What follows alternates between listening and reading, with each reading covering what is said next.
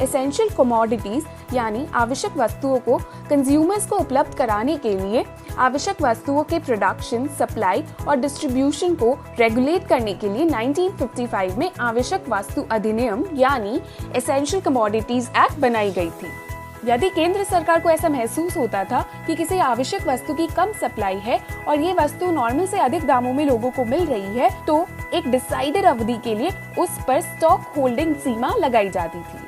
Wholesalers, retailers, dealers और यहाँ तक कि इंपोर्टर्स को इस आवश्यक वस्तु को गोदामों में अधिक मात्रा में जमा करने से रोका जाता था और अनिवार्य मात्रा से अधिक मात्रा में रखे हुए किसी भी स्टॉक को उन्हें बाजार में बेचना पड़ता था। इससे सप्लाई में सुधार होती थी और कीमतों में गिरावट आती थी।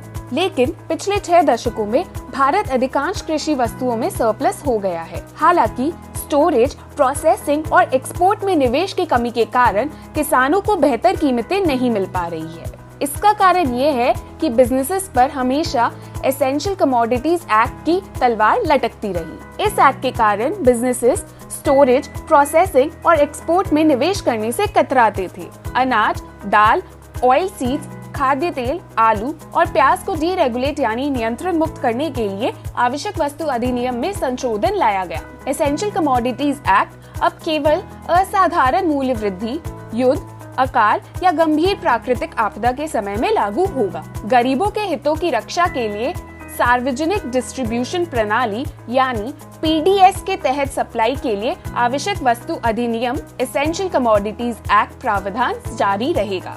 ये कदम कंज्यूमर्स के साथ साथ किसानों के हितों को भी संतुलित करेगा।